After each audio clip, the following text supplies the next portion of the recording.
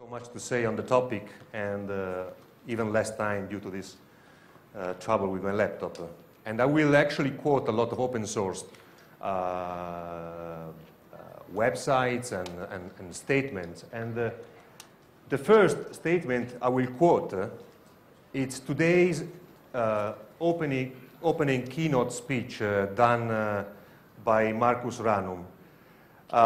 The title of the speech was "Cyber Espionage is about stealing backup tapes," and also he was also saying that cyber warfare is basically a bullshit. Okay, just incidentally, my presentation is partially overlapping with his presentation, but as you will see, we are coming to totally different conclusions.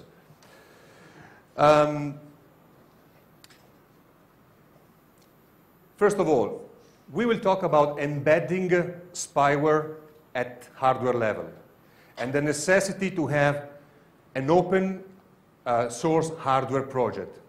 I will explain you why it's necessary to do that. And I will start by citing the Bible, and at least in the Christian community, the first news about spies, it's already included in the Bible. It's a sort of activity that comes since a very long time ago, because it's really convenient and it gives you so many advantages against your competitor, and you have to put so little effort compared to the results that you can get. That's definitely, it's convenient at least to try to spy on your enemies. I will start by citing some embedded spyware. I will put between brackets spyware, by citing software level embedded spyware. And I have a vulnerability here related to Solaris. It was dated back to 2002 or 2003, if I remember well. On the Telnet TD daemon, it was enough to send a payload containing 64 C character, and then you were able to obtain the shell. The security community was actually wondering whether this vector was already embedded in the beginning, having a special meaning, having a purpose to serve as a real vector, or it was just a coding accident. I cannot tell you if it was a real vector or not, but anyway, it comes strange that by sending 65 C character and not, for example, B character, I am able to switch on a remote shell and get control of the machine.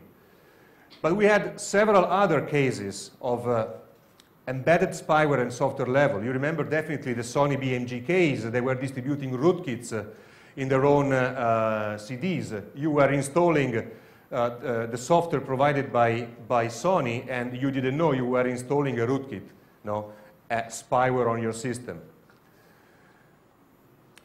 Some articles talking about Chinese version of eBay Skype VoIP tool having embedded spyware. Or, for example, this is the last discovery. It's dated 10 days ago. I'm Italian, and the biggest telecom operator is Telecom Italia. They distributed tens of thousands of such DSL modem, both to home users and to companies. And then the security researchers, they discover that by sending a special crafted package, you could get access to the router. So it was embedding a backdoor. Now, after being questioned, Telecom Italia said, well, we embedded this backdoor for services purposes. You never know, you might want to update your system, your router. We might want to distribute patches, and by having this backdoor, it's more convenient and easy for us to do it. But the question is, shouldn't you tell me when you sell me your equipment that it contains backdoor? I might decide to buy it anyway, but you should tell me.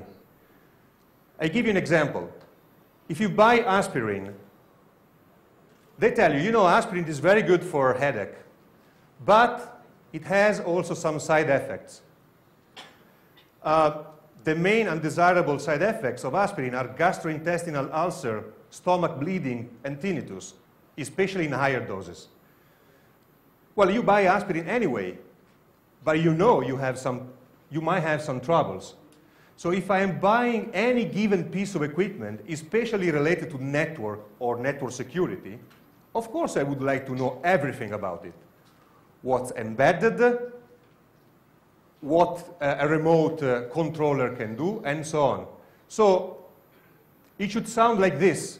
When you buy a Telecom Italia router, you should find on a piece of paper a warning. Warning, this router contains a vector embedded by the manufacturer for service reason. Hackers' discovery of such vector might lead to compromised network and to headaches for sysadmins. In such case, aspirin would be highly recommended. To me, so logic. I'm buying a piece of equipment which is managing my critical network because my network as a company or even as a private individual, it's so critical for me nowadays. We're in the third millennium. I want to know everything about it. I have the right to know every single bits and bytes of what's embedded in it. We have a very famous politician in Italy. He is a very famous Catholic politician who was saying, thinking bad is a sin from the Catholic point of view, but it often turns to be right. So now that this telecom router thing went public because of their security researcher's job, it's too easy to say, but you know, we embedded it only for service reason. I might believe it if you were maybe telling me before, but not after. It's too convenient to take it as an excuse. And you have no idea of how many similar cases that have been discovered in the recent years in network equipment. Ronald Reagan, trust, but verify. So it's all about it. When we are talking about security, we are talking about buying solutions which we trust, good, but we should be able to verify. And unfortunately, nowadays, verifying what's inside a security appliance or a network appliance, it's nearly impossible. We will see why it's nearly impossible. We were talking about embedded spyware at software level, but the next step will be, if it has not been already, embedding spyware at hardware level. Why? It's very convenient, it's hidden, and it's even encouraged by the law. It's the same law who is protecting the rights of the hardware manufacturer, who is telling you that you have basically no right to do any reverse engineering over the equipment. So if I have such a law which is covering my shoulder, if I have some nasty purposes, definitely I would take the chance to embed some spyware at hardware level. We will see then later where and how to embed it. And maybe we will see some real examples. Going back to this morning talk, Marcus Ranus, he was saying cyber espionage is all about stealing the backup tapes. All the rest, hacking, it's basically useless. Well, my point of view is totally different. I say that embedding spyware at hardware level versus stealing the backup tapes, it's all about the difference between tactic and strategy. If I have the need for espionage purposes to steal backup tapes, then here I'm talking about tactic. I have an immediate problem, I need to find a way to solve it, and stealing the backup tapes is one of the ways. But when I'm talking about embedding at hardware level spyware, I'm talking about strategy. If I have a long-term view, then strategically speaking, it will be probably the best thing to do. If I was a consultant of a government and they were asking me, what would be the best strategy in the interest of our nation's security to do in the espionage environment? I would say, well, it's definitely embedding something at the hardware level. It's difficult to be spotted. You might not even use it, but still you have it. You have the possibility to have something hidden and silent in the system you are selling all over the world, and just in case you need it, you can activate it. if you go to the United States, we have some American guys here. It's very common to have lawsuits and class actions against automotive manufacturer. GM, General Motors, is one of the best, of the most favorite for class actions. Basically, you buy a GM car. I remember a case, the tires exploding on GM SUVs. Several people died.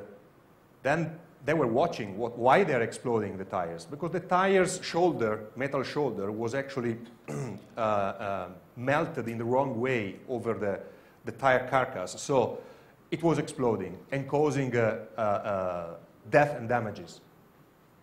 Somebody was cutting the tire. Why the hell they are exploding? They were cutting the tires. They were, oh, they are defective. At designing level, they were design defective. So by having the knowledge that the tires that were defective at design level, they open a class action lawsuit against General Motors, and they won the case. But if we are talking about hardware, the situation is rather critical. Going back to the automotive industry, it's allowed to do any sort of reverse engineering of your car. You can take your tires, you can cut it, you can open your engine, you can do whatever you want. Because after all, you put your life at risk with your car. And any kind of tampering with your car, discovery made accidentally by you of something which is not working on your car, will not lead you to court troubles. But in the IT industry, I was speaking about that also the last year in my previous speech. This will give you troubles. You are not allowed to do any sort of reverse engineering because of the current set of laws. And this is encouraging, actually, manufacturer or evil manufacturer, or even third parties, to embed something strange in your systems.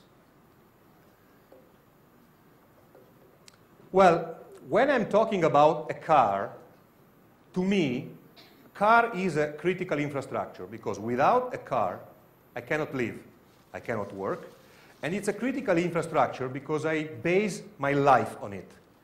If it doesn't work, if it crashes, if it flips over because the tires are exploding, I will die. Therefore, a car is a critical infrastructure for me and for my family.